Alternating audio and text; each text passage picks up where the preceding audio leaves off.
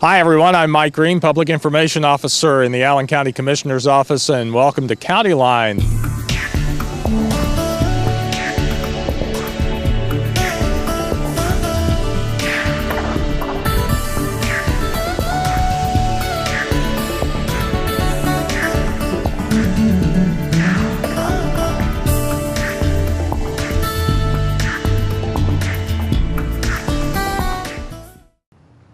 Welcome to Countyline, the public access program featuring news and information about Allen County government. I'm Mike Green, Public Information Officer in the Allen County Commissioner's Office, and all of us from county government wishing you and yours a very Merry Christmas as we prepare for this upcoming holiday season.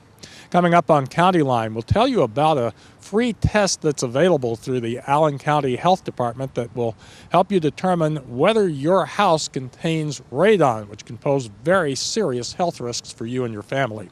Also, if you are the owner or manager of a business here in Allen County, be it small, medium, or large, and you're looking for ways to reduce waste and recycle, well, the folks at the Allen County Solid Waste Management District can help, and we'll tell you about a free service that they are offering. But first, with the winter season upon us, there are plenty of risks involved with the weather that's upcoming. We need to tell you how to stay safe and protected during this upcoming winter season. So we stopped by the Allen County Office of Homeland Security and talked with Bernie Beyer, director there, for some tips on how you can stay safe during the winter weather. Bernie, thanks for joining us. As always, we appreciate your time. Oh, great. Thanks for having me again, Mike. We have endured here in Allen County over the past several years several fairly significant winter storms that have occurred that have caused a lot of problems and a lot of hassles for folks. So it's a good idea, and I know you preach this constantly. The time to prepare is now, not when the incident happens. You're right, Mike. And winter ought not to be a surprise. It comes every year about this time, and it usually has the same results. You know, at some point we're going to get heavy snow, we're going to get ice, there's going to be power outages. We just know it's coming. That's what happens to Hoosiers. And you can't always bet on the fact that none of this will happen. So start preparing now, and let's talk about things you need to do for your home getting ready for winter. Well, I think that the best part of the most important part of home preparedness is just talking about it at home. It's not enough just for the husband, the wife, one of the kids, for someone to know about it. It's important that everyone know what to expect and what to do when those unexpected things happen. So the best plan is a family-wide plan. Okay. And we have some things back here that will show folks that I know you believe they should make sure and have as part of, I guess, a kit to have ready in the home. You're right, and these are just samples or exemplars back here of things you could put in the kit. There's a lot of lists out there. The FEMA, the state, our office, and everybody in between produces all types of lists, and we'll be happy to tell you what you should have in your kit. But that's a personal choice. You have to decide what to put in your kit based on what makes sense for you, for your family, for your circumstances. And if you have small children, you need diapers. If you don't have small children, probably don't need them.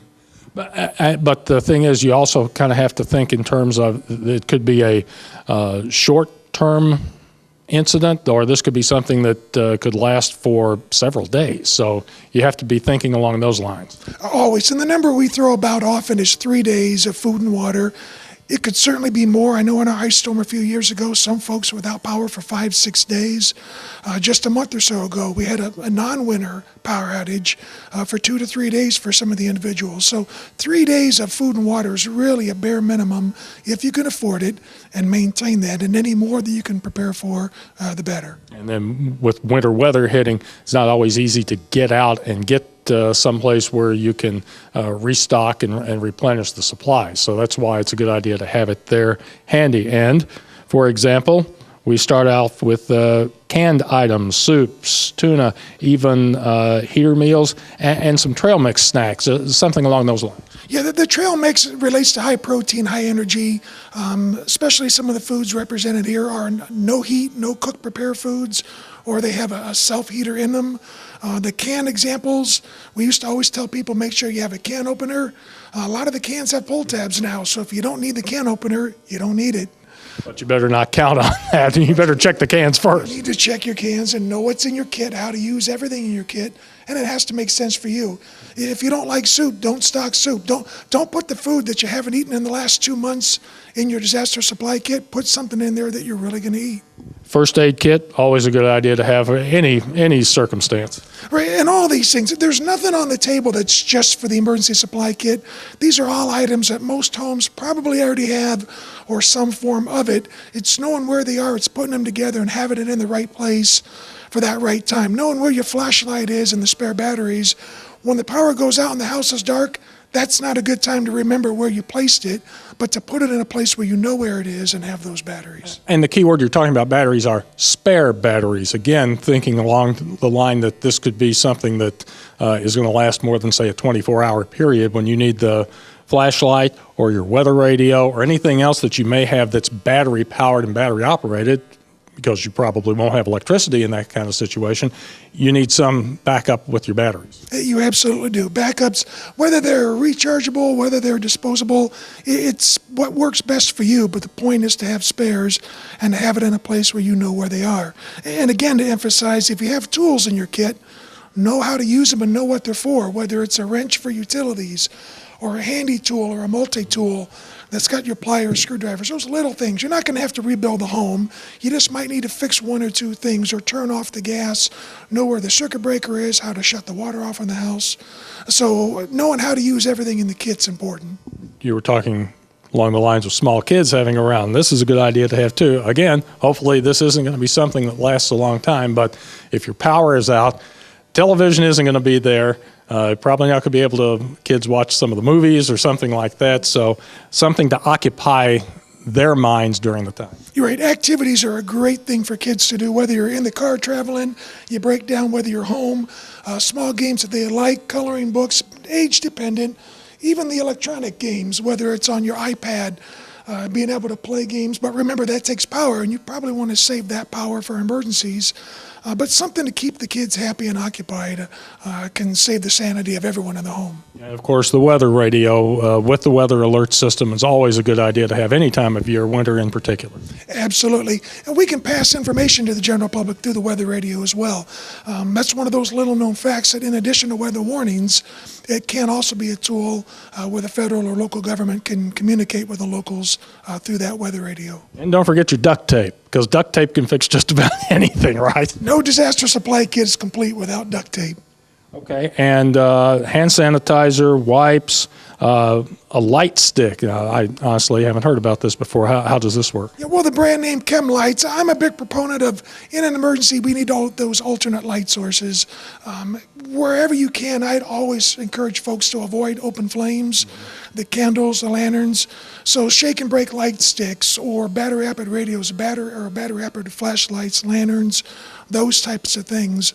But if you can avoid open flame, that's just another issue that you don't have to deal with. And again, these are mostly things you're going to find at pretty much any hardware store around. You don't have to go to a specialized store necessarily to find these. No, these are common household items, or at least they should be, whether they're in the home or in the car, at all your local stores, convenience stores, right in your neighborhood grocery. It's all there. Okay, you mentioned cars. Let's talk a little bit about cars if we can. And during this time of year, Christmas holidays, New Year's as it rolls around, folks are going to probably be out doing some traveling here and there.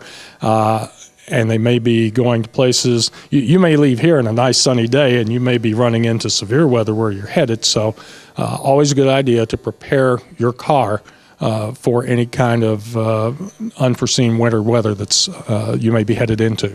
You're right. And the first thing I recommend everybody, start with an app or start with the local media, whether it's on your iPad, on your phone, on your home computer, but check the weather before you go and check the weather for the entire time that you're going to be gone, 24, 36 hours.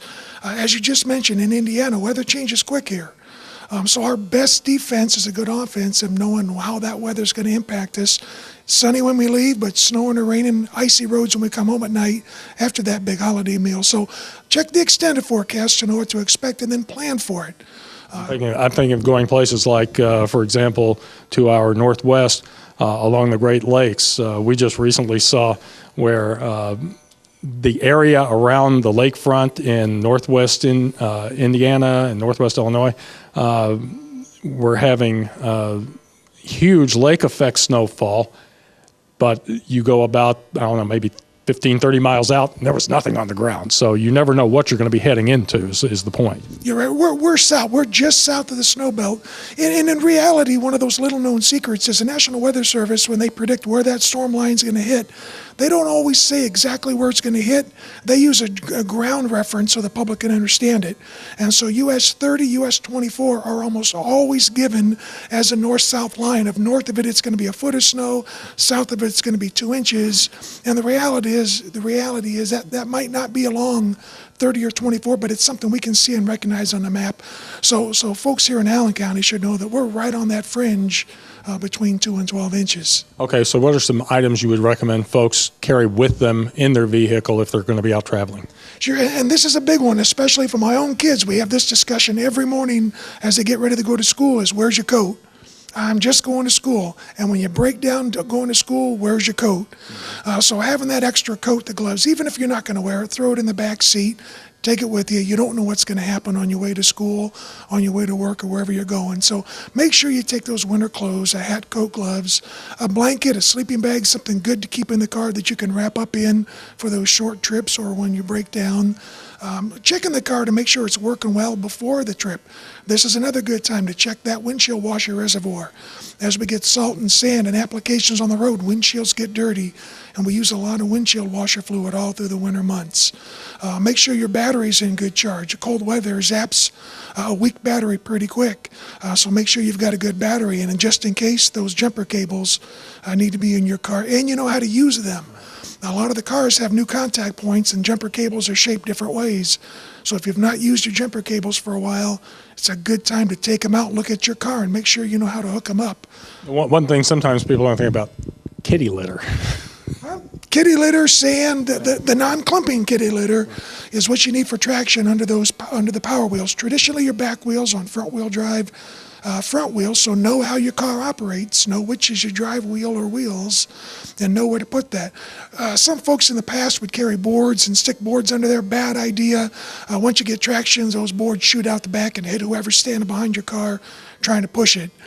Kitty litter, sand, something like that can get you some traction absolutely works. And it gives weight to the back of your car to give you some traction if it's a rear-wheel drive car.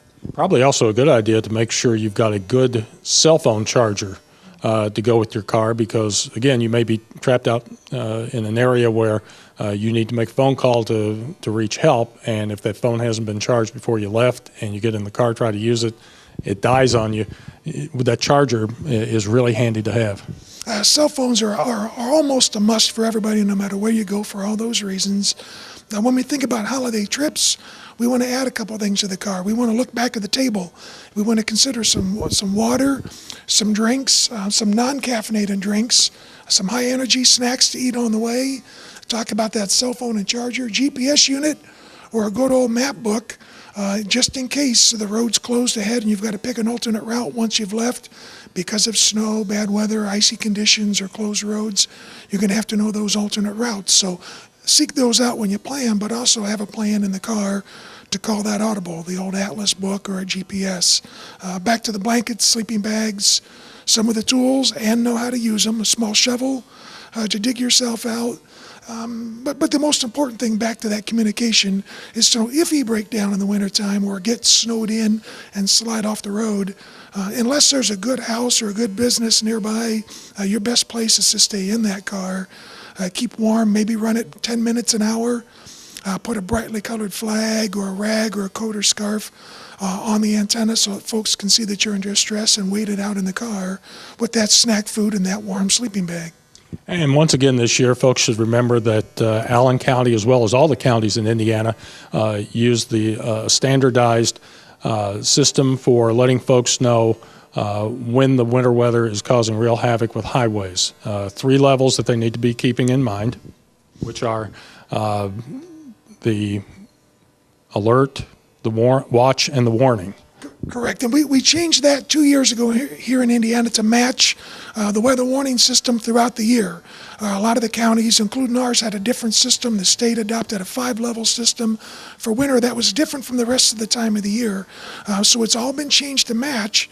So when we tell folks it's a watch, meaning conditions are favorable, or a warning, conditions are happening, and the associated measures, and they're all in plain English now. We simply tell you what we want for you to do or not do under the alert, watch, and warnings. You talked about some apps folks can download and keep on their phones or on their smart pads now. Kind of give an idea of some of the places they can go to get those. Sure, some great locations are ready.gov, ready.gov. It's FEMA's website for individuals, families, businesses, and kids, giving the same message about know what to expect, have a kit, have a plan, and get involved. Those 4 steps, and it's those 4 steps are given for individuals, families, businesses, and kids in ways and give you tools to make it work for you. The Indiana Department of Homeland Security at in.gov/DHS is a great source, as well as our own allencounty.us/homeland are all great sources of information, lists, plans, fill-in-the-blank tools to help you personalize your plan. And then, of course, with the advent of apps, FEMA's got a great app for iPads, for mobile devices, for phones that has a lot of this information. What it also has is a place where you can customize your plan so you can have it with you, and because having it with you is an important part. This plan and these kits are for home, they're for the car, and they're for at work. We've got to have things at all 3 locations because we're all separated, and the app will help do that for you. It helps take that information with you. And a brand new feature FEMA just added this year to their app is a report it tool. So you can use that, your phone, your device, to take a picture, to log in through your app and report straight to FEMA, which then shares with the states where you're at, what kind of damage, what you're seeing. So some real-time updates to share through social media so we can get a better appreciation of just what's going on out there. Hope we've given you things to think about that'll help keep you safe this winter. Bernie, thanks for your time as always. We appreciate it. Thank you, Mike. You may not believe it, but these 2 items you're looking at right now could literally be lifesavers for you and your family. And that's not hyperbole. These 2 items are used to help determine whether you're at risk for exposure to radon gas. We're out at the Vector Control Office of the Fort Wayne Allen County Department of Health to talk more about this subject with Dave Feast, who's the Director of Vector Control and one of our frequent contributors to the Countyline program. We're going to talk about radon gas, how you can, what it is, and how you can help detect whether you have it in your home or not. First of all, Dave, thanks for joining us as always. Thank you very much. For folks who may not recall or may not even be aware of it, it's hard to imagine that there isn't someone out there who hasn't heard about radon gas. Explain a little bit to us about what radon gas is. Radon gas is the natural breakdown of, you have uranium in soil, and unfortunately it's not enough where you can mine it and make some money off of that by digging it up in your backyard. But it's natural breakdown of uranium to radium, and then the radium breaks down into the radon gas. And what happens is, especially if you have a basement or you're living on a crawl space, even if your home is on a slab and there are cracks in that foundation, or there's cracks in your basement wall, or even from your sump pump, well, that gas from the soil seeps into your home. And it builds up to a point, and you start breathing that radon gas in. Over a lengthy period of time, what happens is that radon gas, it is radioactive, very small particles, gets into your lungs and starts breaking down the cells of your lungs, and that forms lung cancer. And I'm sure people are thinking, well, how could I be breathing this stuff over an extended period of time and not realize that I'm breathing it in? Well, radon gas is colorless, odorless, and tasteless, similar to carbon monoxide. And the only way to know if you do have radon gas in your home is to have your home tested for radon. And unlike carbon monoxide, which is usually created the result of something we have done, man, in other words, this is something that, as you indicated, is completely natural. Yes, it's completely natural. One house, if you test one house, it could test below the action level. You test the house next to it, and it could be above that action level. It all depends on the amount of that uranium in the soil, and then the construction of, say, the basement or the foundation, if it's not maintained, cracks, then that would increase your chance of having radon gas enter your home. And for folks who may not be aware of this also, just how much of a problem radon gas can be in terms of lung cancer deaths in the U.S., I think it's right behind smoking? Yes. In non-smokers, radon is the leading cause of lung cancer, and in smokers, it's the second leading. And actually smoking, because that smoking is damaging the lungs, it actually helps increase that rate of lung cancer if you are breathing in that radon gas. Now, are we especially susceptible to this problem here in Allen County compared to, say, the rest of the state? We are, according to the EPA, they have a radon risk map for the country, and our portion, the northeast part of the state, is in what's called Zone 1, and we are at a greater chance of having radon gas entering into our homes. I don't know if that's because of the geology of our soil, if something the glaciers brought in. I'm not a geologist, so I'm not 100%, but we are our area is at a higher risk for radon gas, and that's why, again, we urge that people have their homes tested. And is there let's say, an acceptable level of radon gas within a home, or how does the EPA determine when you have too much? At this time, the EPA, they've set an action level. It's 4 picocuries per liter of the gas. And so if you have your home tested and it's above that level, that means something needs to be done to reduce that level. If you're below a 4, you're not 100% safe, but you need to be watching that, especially if you're close to a 4 but you're not at a 4. And how can we get rid of the radon if we find it in our homes? What remediation things are out there? Well, the simplest remediation steps are, let's say you have a basement and there's some cracks. You can seal those cracks up, prevent any of that gas from seeping into the home. If there's a sump pump, you could put a sump pump cover onto a tight one on that opening, and that would help seal that gas down. Going to further remediation steps is having a radon mitigator come in, and these people they're certified by the Indiana State Department of Health. They have to have the certain training and credentials. What they will do is they'll drive a pipe underneath that basement floor, and they'll hook that up to a motor with a fan and battery, and then what they do is they'll run that pipe to the outside all the way up above your roof level, and that fan will suck that gas out from underneath your basement floor and walls and pump it up out in the air so it's not entering your home. And they'll also do all the sealing up of cracks in the sump pump. Is that something that has to be done periodically, or is that one time gets rid of it all? It's a one-time measure, and then once you've had that done, it's probably still a good idea, though, to have your home tested once a year just to make sure that mitigation system is working. I assume these are folks you can't necessarily find in the yellow pages, or how do you determine where you can find someone who does that kind of work?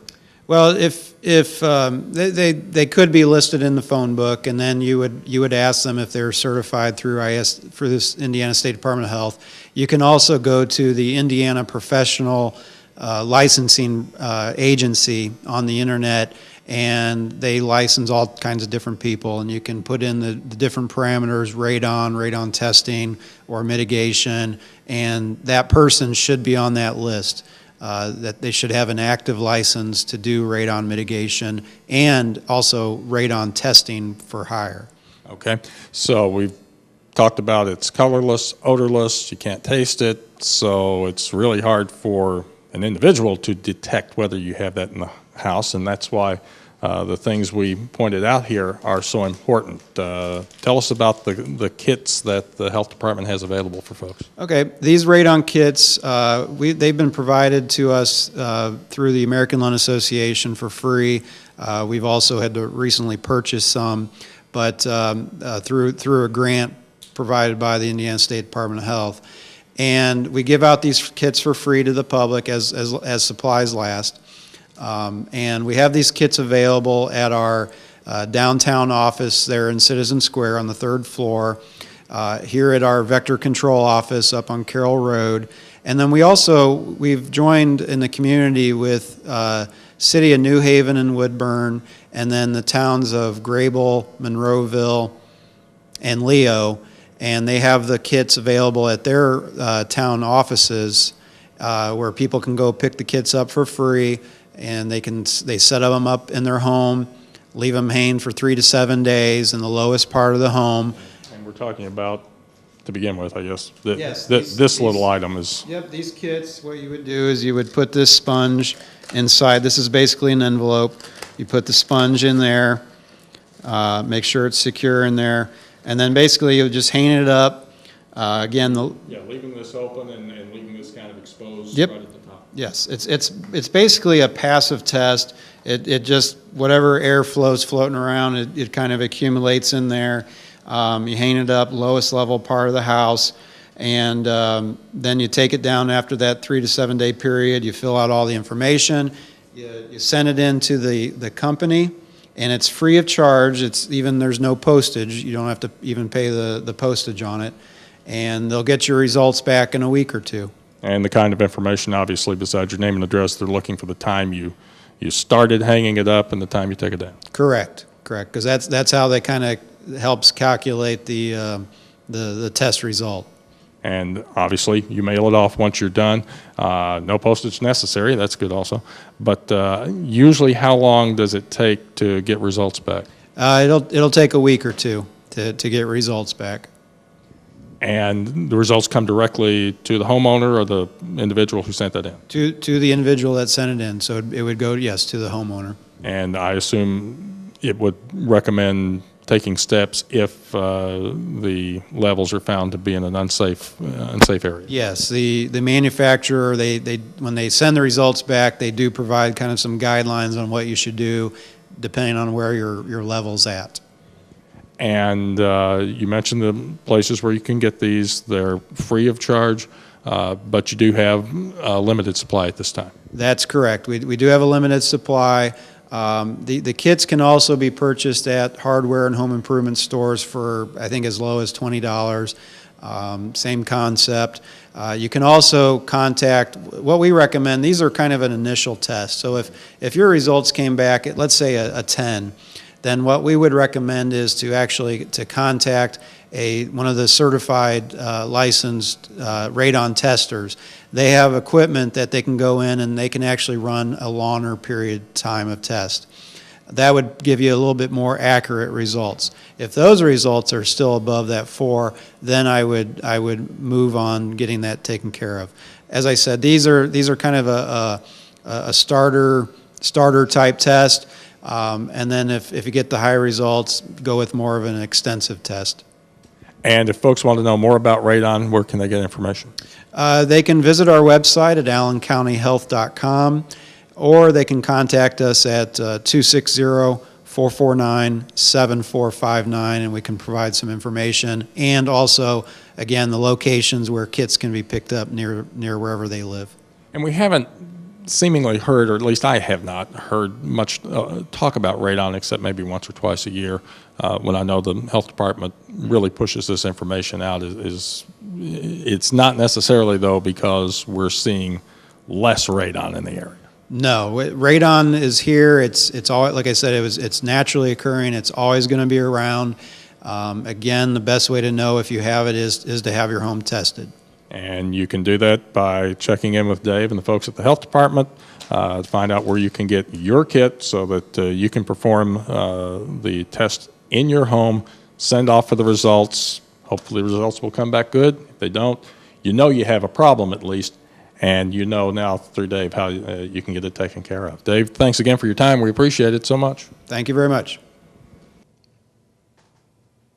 Recycling and reducing waste in the home is becoming a bigger trend here in Allen County these days. But what if you are a business owner or owner of a company and you want to try to reduce waste within your business? How do you go about doing that? There's a lot of information out there, but one really good source you can turn to is the Allen County Solid Waste Management District, because those folks can come out and do an assessment of your business or industry and let you know what you need to be doing in order to recycle better and reduce your waste. Jody Lehman is the Business Technical Coordinator with the Solid Waste District, and she's here to tell us a little bit more about the work that they do for business and industry here in the community. First of all, Jody, thanks for joining us. We appreciate it. Thank you.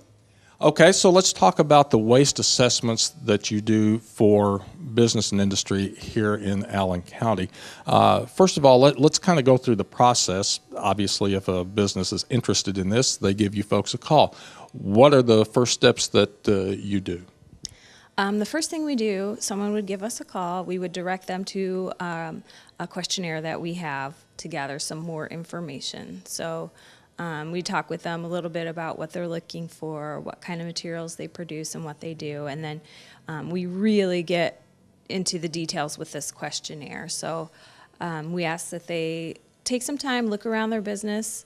They'll have to do a little bit of digging to fill this thing out. They're going to have to look in their dumpsters. They're going to have to look in their trash containers and their recycling containers if they have those already, and give a little bit of information to us. We also ask that businesses look at their billing.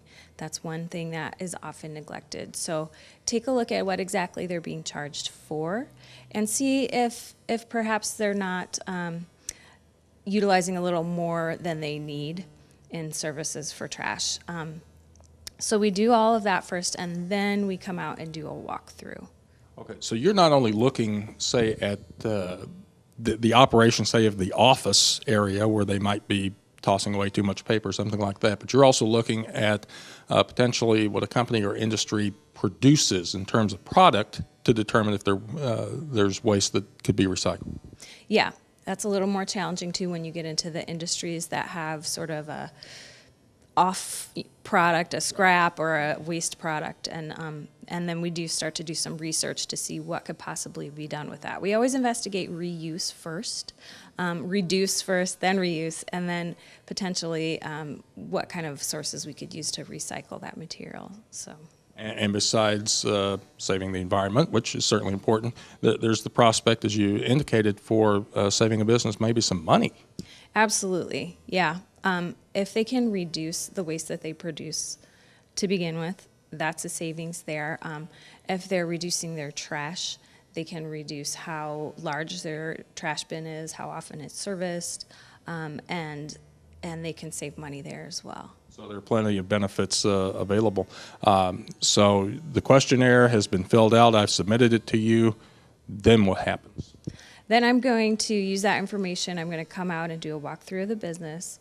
I'm going to look at the physical space and how that can be utilized for recycling bins and things like that.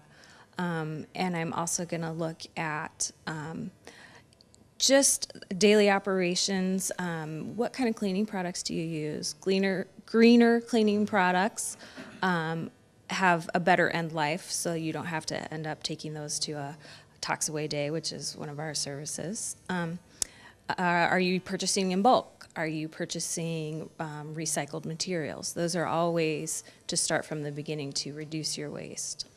Let me ask this. Are most of these business and industries already fairly involved in recycling when they contact you, or is this something that they're really just getting into and they're kind of on the ground floor? We get everything. If they've called us, they've usually tried to start something on their own, but they may be struggling. They may not know really where to start. So we get that, and then we get people who are incredibly advanced in their recycling, but they want to take it even further. So we get the whole gamut. How closely do you look at things like how much paper you throw away? I mean, a lot of businesses and companies these days, although they're probably using less because of computers and being able to store documents electronically without having to create a lot of paper, but do you look at even small things like that? Absolutely. Yeah, we look at everything, and we'll get in there and weigh your waste and measure it if we have to, if that's what it takes. We really get down to the last detail. How about things such as, for example, throwing away plastics, what you can and can't recycle? I know because of previous programs we've done with the Solid Waste District that there are certain plastics that you're not able to recycle. I mean, are you looking, are folks have a good idea of what those are? No, that's a source of a lot of confusion, and it depends entirely on your contract, your hauler, where you are, what you're producing. So we really need to get in and figure out exactly what a company has, and we can help negotiate those things and find an outlet for those things, and then train employees on what to do with each different item. Okay, so you come out and do your assessment. About how long does that usually take? Between a half hour and an hour or so. And then you've got your questionnaire information, you've done your assessment. Then what will you do to help me, the business owner? Then I need to go back and do a little more research, take the information that I've got and put it into a comprehensive report. So I'll write up a report for your business and give you the district's recommendations on how we think you can reduce your waste. And once I have those recommendations, I start putting them in place. Is that the last I see of you, or do you ever make a visit back, or what do you do as far as a follow-up, I guess? Yeah, we do like to check in. I mean, for our own reporting and our own knowledge, we definitely check in and see if you need any more help and if you're satisfied with your results and whether you've been able to implement the suggestions that were given. And if you do need a little more involved follow-up, then we're happy to come out. And employees turn over, things change. We'd be happy to come out and do more employee education too. We do. I was going to say your recommendations not only include, I guess, action items, but also, as you indicated, educational opportunities to make the employees more aware of what you're trying to accomplish. Absolutely. Yeah, we'll do training, seminars, and follow-up, and we also encourage employees to take the message home as well. So that's another big component of what we try to do. I was going to say, this is probably some information that they could take back home and use again. How much is this going to cost me? This is a free service. Oh, that's yes, nice. Provided by the Waste District. This is a free service. Okay. And I'm a small business owner. Maybe I've only got 2 or 3 employees. We don't put out a whole lot of, I mean, what kind of impact can I really have, just me, getting involved in something like this? A lot of people want to get involved because they feel that's the right thing to do, but they might not know where to start, or they might not know whether they're going to be able to make a difference. So we recommend that people group together. Businesses in the same geographic location can make a bigger difference if they work together. So if they're in the same building or office park, something like that, that can have a lot bigger impact. And how many of these assessments do you usually do? Are you finding people don't really know that much about this service that you have to offer? People don't really know about it, I don't think. We do a handful a year, probably once a month or so, but we could definitely do many more. Well, hopefully, folks who are watching this, if they're a business owner or owner of a company, hopefully they'll get the message and understand it's a free service that the Solid Waste District is providing to you, and it's the opportunity to not only find out how you can help our environment here in the county, but also reduce your waste, maybe even save yourself some money. And it's just as easy as giving Jody a call. And what's your phone number here? I'm 449-7878. That's the Allen County Solid Waste Management District. 449-7878. Give Jody a call. She'll get you set up, come out, take a look at your operation, and let you know ways that you can do better as far as reducing the waste you have, not only within your office, but also possibly with what you're producing as a product. Jody, thanks for joining us. We appreciate it. Thank you. And that will wrap it up for this edition of County Line. A reminder that all of our County Line programs can be viewed online simply by going to our website, www.allencounty.us, and clicking on the Video on Demand button. I'm Mike Green, Public Information Officer in the Allen County Commissioner's Office. We wish all of you a very safe and happy holiday season, and we'll see you again next year on Countyline.